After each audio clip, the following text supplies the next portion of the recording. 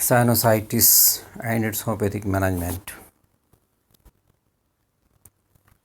जैसे कि आपको मालूम है कि अपने नाक के चारों तरफ पैरानेजल साइनसेस पाए जाते हैं। जो ये चार होते हैं आपने पढ़ा हुआ है एनाटॉमी में, फ्रंटल, मैक्सिलरी, इथिमॉइडल एंड स्फेनॉइड। तो सब है ना, फ्रंटल, इथिमॉइडल, स्फेनॉइड और सबसे नीचे मैक्सिलरी। तो दी आर दी साइनसेस। तो व्हाट इज साइनस?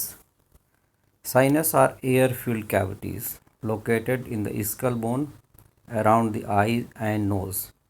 तो ये चार पेयर जो साइनसेस के हैं इनको हम पैरानेजल साइनसेस बोलते हैं। तो जब कभी भी इनमें सूजन आ जाती है तो आप इसको साइनोसाइटिस बोलते हैं। So this is the location of sinuses और paranasal sinuses. So short description of the paranasal sinuses कि किस तरीके से एनाटॉमिकली इनकी सिचुएशन होती है। And here the function of the paranasal sinuses की ह्यूमिडिटी को मेंटेन करते हैं, ये स्कल बोन के को लाइटनिंग करने का काम करते हैं, वॉइस की क्वालिटी को बढ़ाते हैं और साथ में इम्यूनोलॉजिकल जो डिफेंस मैकेनिज़्म है बैक्टीरिया के अगेंस्ट में, इसमें भी ये हेल्प करता है और ये इंसुलेटर का भी काम करता है। So these are the important function of the sinuses और paranasal sinuses. And this is the actual topic. The sinusitis means the inflammation of mucous membrane or lining of the mucous membrane of the paranasal sinuses is called sinusitis। तो जब कभी भी sinus की जो mucus membrane में है तो उसमें इन्फ्लेमेशन हो जाता है, तो उसकी वजह से जो भी क्लिनिकल कंडीशन क्रिएट होती है साइटिस बोलते हैं। अब बात आती है कि कितने प्रकार का साइनोसाइटिस हो सकता है। तो इट में भी एक्यूट, सब एक्यूट, रिकरेंट एंड क्रॉनिक। तो इस तरीके से sudden onset lasting up to 2 weeks, 2 to 4 weeks, that is called acute, and the symptom of sinusitis lasting for 4 to 8 weeks, that is called subacute, and if there is several attacks of sinusitis in a year, that is called recurrent, and if there is symptoms lasting for more than 8 weeks, that may be called chronic sinusitis। And these are some types of the sinusitis, either maxillary, the acute sinusitis and chronic sinusitis. So acute maxillary, acute frontal, acute ethmoidal, acute sphenoid, chronic maxillary, chronic frontal, chronic ethmoidal and chronic sphenoid sinusitis। So there are the several causes of the sinusitis, because sinusitis जो भी है, जो भी paranasal sinus है, इसमें maxillary सबसे ज़्यादा affected होता है, क्योंकि मैक्सिलरी साइनस आप देख रहे हैं कि इसका ड्रेनेज अगेंस्ट ग्रेविटी भी है, मैक्सिला के पास है, जो सबसे नीचे वाला साइनस दिखाई पड़ रहा है, ये सबसे ज़्यादा अफेक्टेड होता है, क्योंकि यहाँ पर ड्रेनेज अगेंस्ट ग्रेविटी है। यदि कोई चीज़ पहुँच जाएगी तो उसके बनने के बाद निकलना बड़ा मुश्किल है, इसलिए सबसे ज़्यादा अफेक्टेड होता है। और चूँकि ओरल कैविटी भी है, द टीथ इन्फेक्शन का भी हुआ तो वो असेंड कर जाता है, इसलिए मैक्सिलरी साइनसाइटिस सबसे ज़्यादा पेशेंट में देखने को मिलता है। तो common causes are the viral infection, specially rhinovirus is the most common cause of sinusitis. Viral infection, bacterial infection with the help of the by the streptococcus or Haemophilus influenza etc., and sometime fungal infection, Aspergillus group. So the bacterial, viral and fungal infection create sinusitis.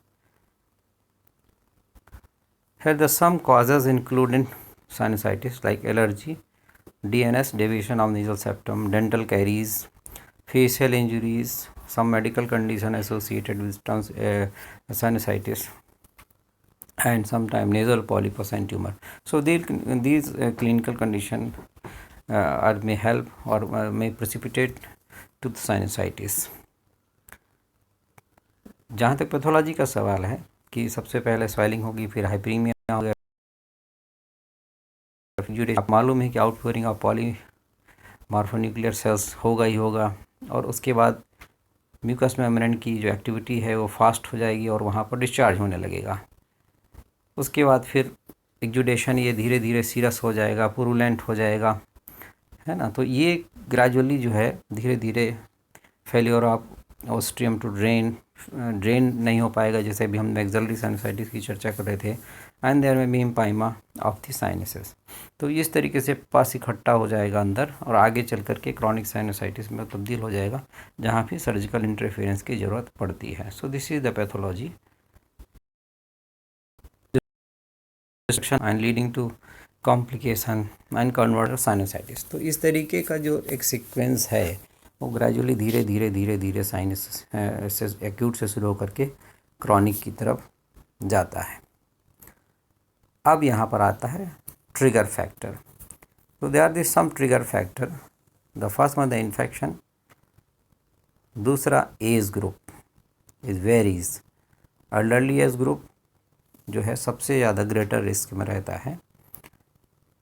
उसके बाद nasal abnormality यदि हमारे पास हैं, यदि किसी patient में कुछ nasal problem है तो उनको भी साइनोसाइटिस अक्सर होता है, जैसे नेज़ल पॉलिप किसी को है, या डेविएशन ऑफ नेज़ल सेप्टम है, बोन एनोमलीज हैं, एडिनोइड्स है, cleft palate and cleft lip है। ऐसी कंडीशन में जो है ये ट्रिगर फैक्टर का काम करते हैं और इन लोगों को साइनोसाइटिस ज़्यादा होता है।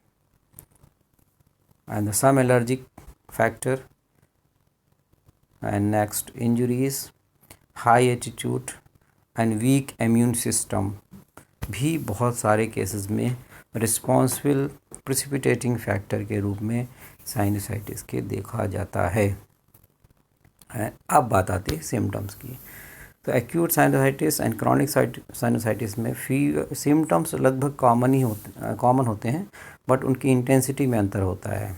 ये सिम्टम में फर्स्ट नेज़ल ब्लॉक, ये पहला सिम्टम है। नाक बंद होगी, नाक से डिस्चार्ज आएगा।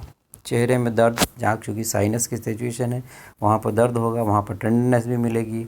स्मेल लॉस हो जाएगा, मतलब एनोस्मिक हो जाएगा पेशेंट। खांसी भी आ सकती है, बेड ब्रीथ हो सकता है, हेल्टोसिस हो सकता है, फटीग हो सकता है, डेंटल पेन हो सकता है। तो ये ऐसे जो है सिम्टम इम्पॉर्टेंटली एक्यूट साइनसाइटिस में देखे जाते हैं।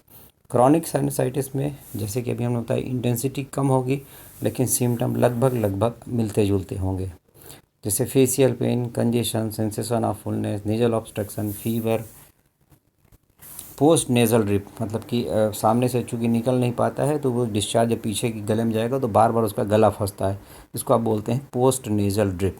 सिर में दर्द होना, खासतौर पे फ्रंटल साइनसाइटिस में सबसे ज़्यादा हेडेक होता है। Bad breath, fatigue, dental pain. तो कॉमन सिम्टम वही है, इंटेंसिटी जो है कम हो गई यहाँ पर।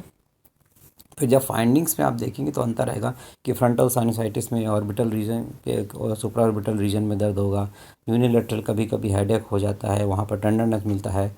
तो इस तरीके से मैक्सिलरी साइनसाइटिस में आप देखेंगे कि जब मैक्सिला के आसपास, चीक्स के आसपास स्वेलिंग आ जाएगी, रेडनेस हो जाएगी, फ्लसिंग हो जाएगी। तो ये जो है मैक्सिलरी साइनसाइटिस का इम्पॉर्टेंट सिम्टम है। एंड टेंडरनेस मिलेगी जैसे ही आप चिक्स के पास मैक्सिलरी जो साइनस की लोकेशन है वहाँ पर आप टच करते हैं पेशेंट को, तो पेशेंट को दर्द होगा। तो देयर में presence of the tenderness at the site of maxilla along with the flushing of cheeks, specially in case of acute sinusitis. Chronic में फ्लशिंग नहीं होगी लेकिन टेंडरनेस मिल सकती है। तो इस तरीके से आपको डायग्नोस्टिक क्राइटेरिया में ये फीचर्स दिखाई पड़ेंगे। डायग्नोसिस में वही है, फिजिकल एग्जामिनेशन, एक्सरे, पीएनएस होगा, जो भी डिस्चार्ज है उसका कल्चर हो सकता है, एंडोस्कोपिक एग्जामिनेशन हो सकता है और एलर्जी के लिए टेस्ट हो सकता है। तो ये डायग्नोस्टिक क्राइटेरिया में भी आप लिख सकते हो। कॉम्प्लिकेशन आपको मालूम ही है,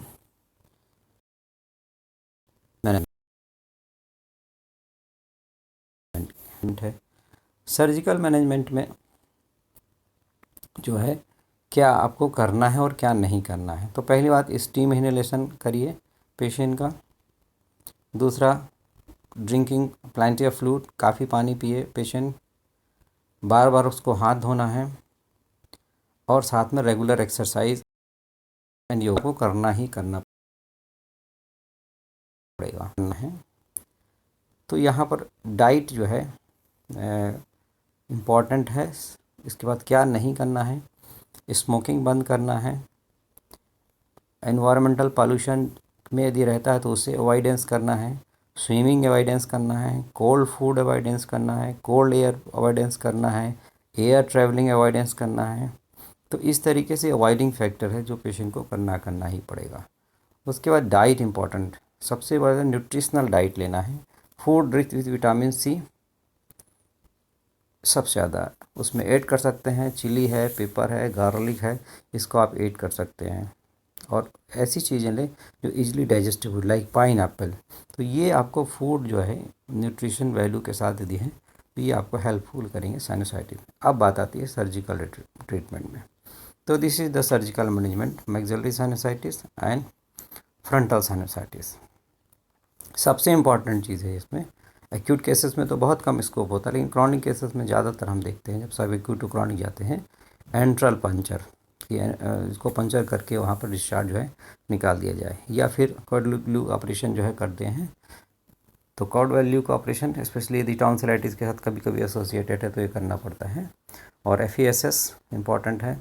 तो इंडोस्कोपिक सर्जरी है, तो ये फंक्शनल इंडोस्कोपिक जो है साइनस सर्जरी कहलाता है, FESS। तो ये भी किया जाता है। ट्रेफेनेशन कभी कभी खोलना पड़ता है बोन को भी, तो ये भी जो है फ्रंटल साइनसाइटिस के केस में या मैक्सिलरी साइनसाइटिस के केस में जो इंडिकेटेड ऑपरेशन है वो इस तरीके से किए जा सकते हैं।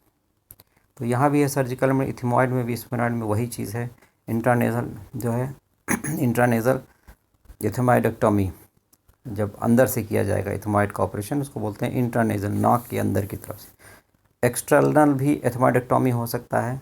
और जो है आपका जो अभी हमने FESS बताया कि जो है फंक्शनल जो है इंडोस्कोपिक जो है साइनस सर्जरी, ये सबसे कॉमन ऑपरेशन है और ये main surgical treatment of choice है।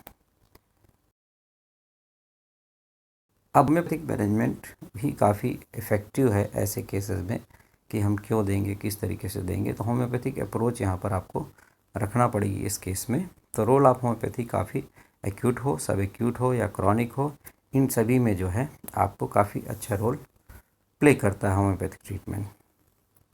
जितने भी सिम्टम है, कंजेशन है, रिकरेंट एपिसोड, होम्योपैथी का जो है रोल है। यहाँ पे इम्पॉर्टेंट मेडिसिन जो है वो सबसे इम्पॉर्टेंट मेडिसिन जैसे sticta is very good medicine, hydrastis, नक्सवॉम का इनके इंडिकेशंस लिखे हुए हैं, आप उसको नोट कर लीजिएगा। उसके बाद belladonna, arsenic album very good medicine. Next silicea hepar sulph sticta, kali bichrome, silicea is very good medicine for chronic sinusitis. Calibacrum is very good medicine for sinusitis, chronic type. Hiperself, both acute and chronic sinusitis. And Pulsatilla is for both acute and chronic sinusitis. Thank you.